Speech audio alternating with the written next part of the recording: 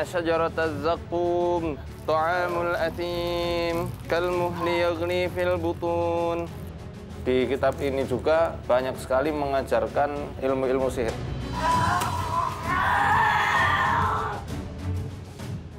Wa nunazzilu minal Qur'ani ma huwa shifaa'un wa rahmatun lil mu'minin.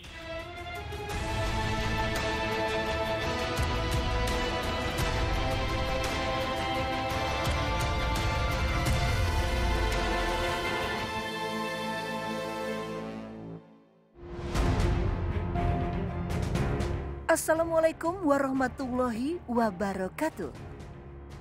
Pemirsa, program Ruqyah kembali menyapa Anda.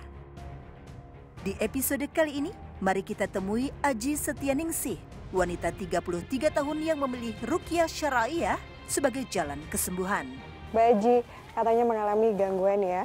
Ceritanya bagaimana dan sejak kapan? Sejak kelas 1 SMA itu waktu itu dulu saya nggak nyaman ketika diganggu sama teman. Setelah kejadian itu ada teman yang bercerita bahwa kayaknya kamu butuh diruqyah. Cuman waktu itu saya belum paham apa itu ruqyah gitu. Jadi katanya waktu saya marah itu saya melempar meja dengan jari gitu. Jadi sampai tergeser ada 2 meja gitu. Sejak saat itu tuh mulai sering lihat itu di rumah depan itu ada pohon delima waktu itu. Itu ada sosok makhluk kecil kayak anak-anak, tapi semua dari ujung atas sampai bawah itu gelap gitu. Sering kalau misalnya saya jemur pakaian itu dia manggil, terus malam-malam itu suka gangguin ini, ngelitikin atau apa gitu, ayo temenin main gitu. Terus akhirnya saya nggak sadar gitu. Sampai situ lama nggak dirasakan ya. Nah begitu saya mulai hijrah, apalagi yang ka'afah ini, saya berjanji sama Allah, ya Allah hamba pengen hijrah secara ka'afah gitu.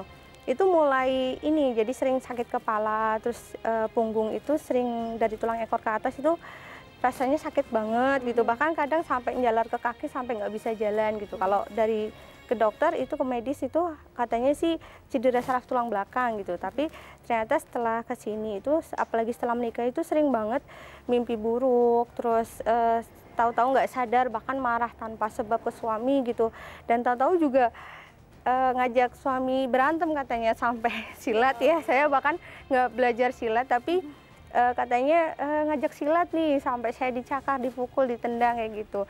Ya Ustadz, jadi ini indikasinya apa Ustadz? Kalau memang kasusnya seperti ini, indigo ya, apalagi dari awal-awal seseorang menginjak usia remaja, memang kecenderungan jin yang sudah lama tinggal di keluarganya.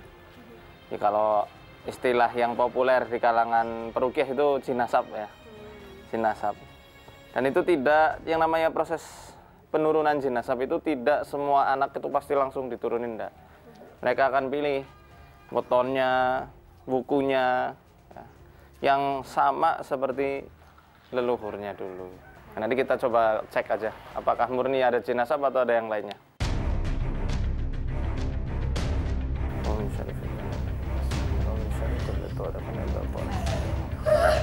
Baru saja proses ruqyah dimulai, Mbak Aji langsung tak sadarkan diri. Kini terbukti, makhluk tak kasat mata benar-benar telah mengganggu wanita ini. Ayo berdiri lagi.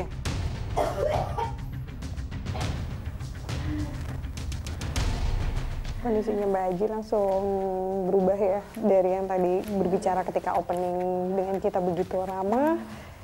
Ini langsung terus menyerang Ustadz Fajar, apalagi terutama ketika Ustadz Fajar langsung menunjuk ke arah perut atau rahimnya, yang mana berdasarkan cerita itu Mbak Aji pernah beberapa kali mengalami keguguran. Pemirsa, dalam kamus Ruqyah Syara'iyah sesungguhnya ada beragam hal yang bisa kita cermati. Berdasarkan surat Az-Zariyat ayat 56, jin adalah makhluk mukallaf, yaitu makhluk yang juga memiliki beban kewajiban menaati perintah dan menjauhi larangan sesuai syariat Islam. Dari sinilah kita wajib mengimani bahwa jin juga memiliki akidah atau agama. Pada sebuah proses ruqyah, pembacaan ayat-ayat Al-Quran tentang keesaan Allah Subhanahu wa Ta'ala seperti yang tertuang dalam surat Al-Ikhlas akan menjadi mata pisau yang menghujam langsung ke jin tersebut. Posisi Jin terpojok, tapi di sisa-sisa tenaganya ia masih terus mencoba melakukan perlawanan. Laqad kafara alladziina qalu innallaha huwal masiih ibnu Maryam. Seiring proses rukyah yang dilakukan oleh Ustadz Faizar, Ustadz Sigit dan Mas David melakukan pijatan di titik yang dalam ilmu akupresur berhubungan dengan rahim wanita. Ya, dugaan jin bersarang di rahim Mbak Aji bisa disimpulkan dari beberapa reaksi. Di antaranya kerap melindungi bagian perut, serta merasakan kesakitan ketika ditekan di titik akupresur rahim. Innallaha thalithu thalatha wa ma min ilahin illa ilahu wahid wa in lam yantahu amma yaquluna la yamassanna alladhina kafaru minhum adabun alim.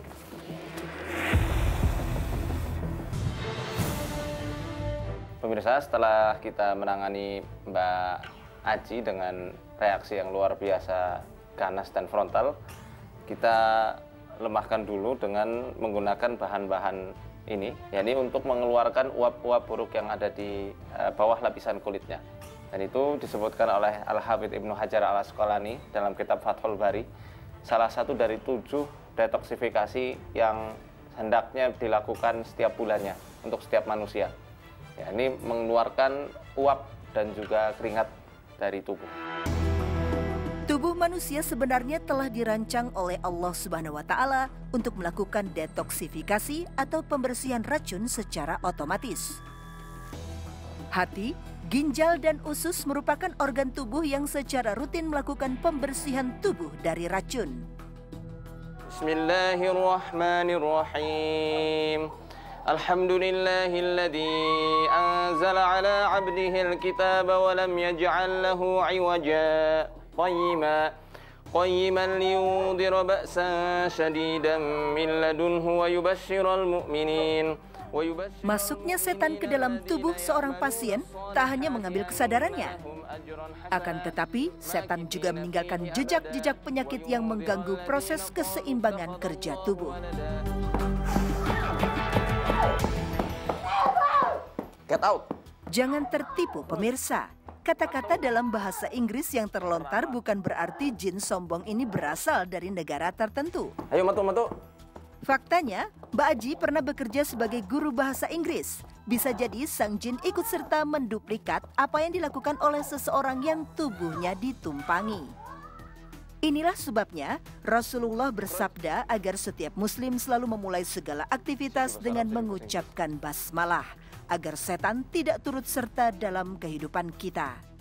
Ya pemirsa, alhamdulillah kita bisa lihat ini setelah proses sauna terjadi proses detoks yang maksimal ya, dengan ditandanya banyak lendir yang keluar atau balgam, yang mana kita sudah ketahui bersama bahwasanya balgam atau lendir itu adalah salah satu yang menjadikan setan itu betah sekali tinggal di tubuh manusia, dan salah satu yang menjadikan nutrisi itu susah terserap dan obat herbal kurang bermanfaat. Proses terapi belum selesai. Untuk menyempurnakan ikhtiar kesembuhan, Ustadz Faizar kini menyiapkan 27 lembar daun bidara yang akan dicampurkan dengan air dan dirukyah. Selain itu, terapi pendam di dalam tanah menjadi pilihan. Lubang sebatas pinggang akan menjadi puncak proses terapi Mbak Aji hari ini. Intensitas gangguan jin yang kerap dialami sejak remaja hingga harus menderita keguguran pasca menikah semoga bisa dilepaskan dengan rangkaian rukyah syar'iyah dan juga terapi herbal. Inna syajarataz zaqqum ta'amul athim. Di tengah siraman air rukyah dan juga lantunan kalam ilahi yang dibacakan oleh Ustadz Faizar, jin di dalam tubuh Mbak Aji terus mencoba melawan. Jahim, thumma subbu fawqa ra'sihi min 'adzabil hamim. Dzuq innaka antal azizul karim. Menjelang proses akhir, tubuh Mbak Aji semakin lemas. Tak tampak lagi reaksi frontal. Semoga seluruh jin yang selama ini mengganggu terlepas semua. Ya Ustaz Faizar, ini kalau Mbak Aji ini metode ruqyahnya harus dengan direndam tanah dan juga disiram dengan air campuran Sebenarnya tidak darah? harus ya. Dari mimpi yang tadi disebutkan, dia sering mimpi terbang dari usia remajanya itu kebanyakannya dari unsur-unsur tanah. Karena hakikatnya energi-energi santet, sihir maupun jin itu terbang kisaran 15 cm sampai 60 cm dari tanah. Makanya kita gali tanah ya, kemudian dikubur, dipendam. Bisa sambil kita sirami dengan 7 helai daun bidara seperti yang dijelaskan dalam kitab Fathul Bari. Ya, ini ijtihadnya Wahab bin Munabbih. Jadi bukan dari Nabi SAW, tapi tidak masalah karena ini masalahnya jalur pengobatan, bukan ibadah yang mahdoh. Lalu kondisi tadi sering kegugurannya itu mungkin ada gangguan jin dan mungkin untuk bisa Ya, hamil? itu memang gangguan dari jin ya. Yang namanya setan itu sangat benci sekali sama yang namanya kelahiran. Maka dia akan berusaha untuk menghalang-halangi. Kalau dalam sihir namanya sihir ada melinjab.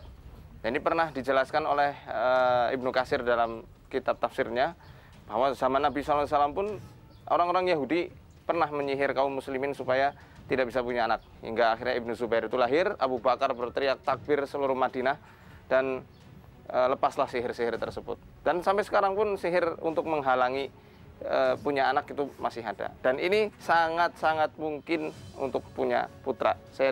Kami doakan semua supaya Bu Aji dan suaminya diberikan keturunan yang soleh dan soleha. Bismillahirrahmanirrahim. Alhamdulillahi rabbil alamin. Inilah Pak Darman, warga Kecamatan Aji Barang, Jawa Tengah. Dengan ditemani sang istri, hari ini Pak Darman akan berikhtiar lewat jalan ruqyah syar'iyah demi menyempurnakan jalan hijrahnya. Ihdinas siratal mustaqim, siratal ladzina an'amta 'alaihim, ghairil maghdubi 'alaihim waladdallin. Rasa mual yang hebat langsung menyerang Pak Darman seiring lantunan pembacaan ayat-ayat ruqyah.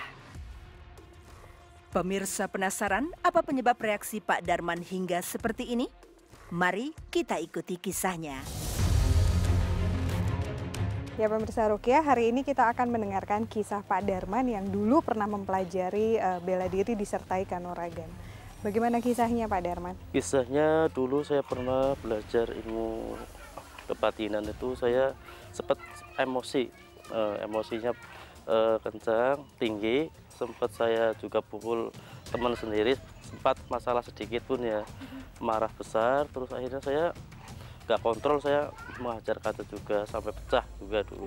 Lalu dasar Bapak sekarang ingin memilih untuk berlepas diri dari itu semua, kenapa Pak? Semenjak itu saya menyadari bahwa yang saya lakukan itu salah. Salahnya saya, kenapa saya bikin ngomong salah, karena kalau saya beribadah mungkin tidak dengan cara gitu. Dulu kan saya mau tekun beribadah, tapi dengan salahnya saya menganjurkan itu tentang ilmu itulah bela diri ya. Ya Ustadz Faizar, apa yang dialami oleh Pak Darman sebenarnya memang fakta umum ada di masyarakat Indonesia dan ada di tiap daerah. Cuma kalau bela diri disertai dengan itu dia unsur-unsur gaib, bagaimana Ustadz? Bela diri yang paling kuat sebenarnya adalah bela diri sabar ya. Bela diri kesabaran ini yang dijelaskan dalam hadis riwayat Imam Muslim, dijelaskan pula di hadis riwayat Bukhari bahwasanya orang yang kuat bukan orang yang bisa mengalahkan musuh, bisa bergulat ya, atau bisa mempunyai ilmu pencaksilat, tapi kata Nabi SAW, orang yang kuat kata Nabi, orang yang bisa nahan jiwanya, nahan hawa nafsunya, khususnya ketika dia emosi. Nah makanya ketika bela diri sudah tercampur dengan hal-hal yang sifatnya itu bekerja sama dengan alam jin, secara otomatis itu akan menghilangkan fitrah manusia. Manusia fitrahnya itu seperti tanah, dia dingin, ya, dia kokoh, tapi kalau dibakar ya bisa panas ya. Makanya ketika digabungkan dengan ilmu-ilmu seperti itu justru malah membuat seseorang itu lemah. Pemirsa ya, Jadi setelah kita ruqyah, di antara efek reaksinya, ya, jin yang masuk melalui undangan ya, undangan amalan-amalan ritual semacam itu biasanya keluarnya nanti akan darah ya, bercak darah atau bahkan gumpalan darah ya keluar. Sekarang Bapak yang dirasa apa? Alhamdulillah agak enteng. Udah agak enteng. Masih ada yang ganjel? Lumayan. Perut ya? Ya, sarian lagi. A'udzu billahi minasyaitonir rajim. Wa qulil haqqu min rabbikum faman syaa'a falyu'min wa man syaa'a falyakfur. Inna a'tadna lidh-dhalimina naran ahata bihim suradiquha wa in yastaghithu yughathu bima'in kalmuhli yashwil wujuh bi'sa syarabu wa sa'at murtafaqa. Inilah ciri khas para pasien ruqyah yang dahulu pernah menimba ilmu bela diri yang disertai dengan khodam macan goib. Reaksi menyerupai kuda-kuda hewan bertaring menjadi ciri yang terlihat jelas pada Pak Darman. Ya Ustaz Faizar, dari proses ruqyah pertama kalau kita lihat reaksinya Pak Darman lebih dominan mual ya sampai muntah. Tapi seperti ada yang tertahan, Ustadz, itu bagaimana? Sesuatu yang tertahan biasanya dulunya mungkin pernah diminumin sesuatu ya. Entah ketika setelah selesai ritual dia melakukan syukuran atau selamatan. Biasa pakai jajan pasar, ayam cemani atau ayam putih. Nah maka yang mesti kita perbaiki nanti harus didetoks dulu. Dikeluarkan unsur-unsur buruk, khususnya sihir ya, yang membuka portal gaibnya ini. Dengan apa? Ya bisa menggunakan daun-daunan atau herbal.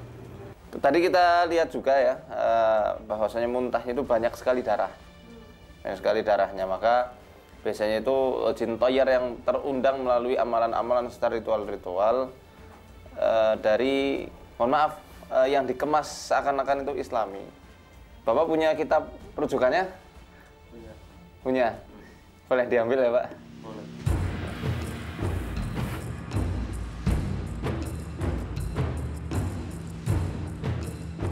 Inilah rangkaian kitab yang dijadikan acuan Pak Darman dalam mempelajari ilmu bela diri goib. Ya pemirsa, kitab yang dijadikan rujukan keilmuan bela diri yang menggunakan khodam ya, ternyata Mambausul Hikmah yang dikarang oleh Syekh Ali Al-Buni dan juga Al-Aufaq yang katanya punya Imam Ghazali, namun nyatanya bukan karya Imam Ghazali. Karena kalau kita lihat Imam Ghazali itu sudah wafat tahun 505 Hijriah, 14 Jumadil Akhir 505 Hijriah beliau sudah wafat. Sedangkan di halaman kedua di sini dikatakan mencatut perkataan Imam Al-Buni. Nah, di lembar terakhir ini bagi pemirsa yang bisa membaca Arab gundul ini bisa dilihat di sini qala Al-Buni. Sedangkan Imam Al-Buni baru lahir sekitar tahun 521 Hijriah. Maka tidak mungkin orang yang belum lahir namanya dicatut sama Imam Ghazali yang sudah wafat 16 tahun ya, sebelum kelahirannya Al-Buni. Maka jelas Aufaq ini bukan karyanya Imam Ghazali. Kemudian di kitab ini juga banyak sekali mengajarkan ilmu-ilmu sihir. Di sini ada tata cara menyatat orang dengan mengirimkan jin supaya merasuk ke dalam orang yang dimusuhinya. Dan ada banyak yang lainnya sebenarnya dalam kitab Aufaq ini yang aneh-aneh. Ada yang membuat supaya wanita itu jatuh cinta sampai tergila-gila. Disuruh ditulis di telur dengan tata cara khusus yang tidak bisa saya jelaskan.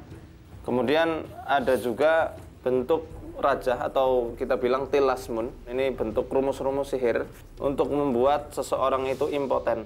Bahkan diajarkan juga dalam kitab Aufaq cara memoroti seseorang dengan cara menuliskan rajahnya ini, tolasimnya dengan menggunakan darah burung. Makanya ini saya katakan bukan kitab warisan ulama. Kini saatnya melengkapi proses ruqyah dengan herbal. Racikan pertama adalah minyak habatus sauda cair dan juga minyak zaitun. Ya, Ustadz, tadi diminumkan campuran minyak habat dan juga zaitun, itu untuk apa?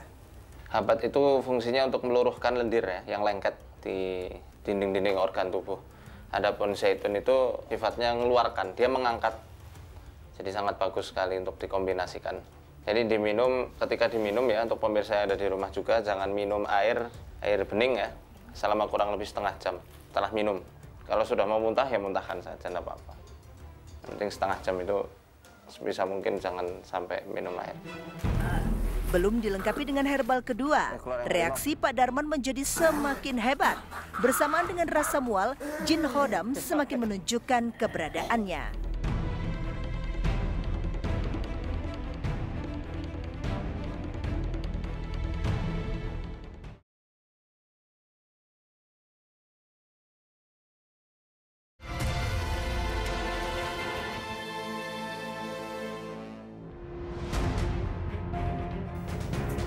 Inilah racikan herbal kedua, bawang putih tunggal dan perasan jeruk nipis.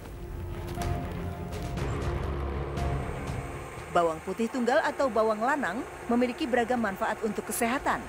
Selain memiliki senyawa kimia positif untuk membantu organ hati dalam melawan racun penyebab kanker, bawang putih tunggal ternyata juga bermanfaat untuk melegakan saluran pernapasan dengan mengeluarkan lendir. Ya, setelah jadi pemirsa, kita tinggal berikan madu 3 sendok makan. Jangan lupa menggunakan sendok plastik ya, supaya lebih berkhasiat. Selain itu, paduan jeruk nipis ternyata juga memiliki manfaat untuk merangsang permukaan dinding lambung untuk memproduksi lendir guna melindungi dari adanya kerusakan. A'udzu billahi minasyaitonir rajim. لو أنزلنا هذا القرآن على جبل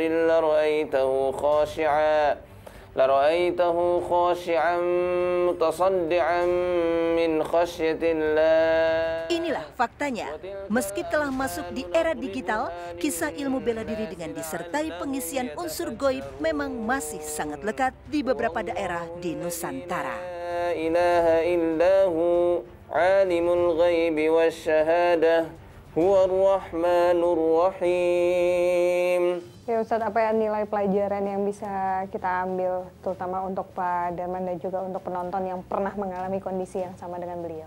Intinya karomah yang diidam-idamkan oleh para waliullah bukanlah sebuah khawarikul adah atau kejadian-kejadian luar biasa yang terjadi. Namun karomah yang tertinggi, karomah yang sangat diidam-idamkan oleh para wali Allah justru karomah istiqomah. Istiqomah di atas jalan Allah dan Rasulnya. Itu setinggi-tinggi karomah. Maka untuk siapapun, khususnya untuk teman-teman sebaya maupun adik-adik yang masih ada di sekolah, cukuplah kalian dianggap hebat dengan karya kepada agama dan juga bangsa ini. Takwa, iman, serta dengan bakti kalian kepada kedua orang tua. Nah, karenanya pegang teguh tari Allah, maka niscaya Allah akan menjaga kita semua. Apa tali Allah? Al-Quran dan sunnah dari Rasulnya Muhammad SAW.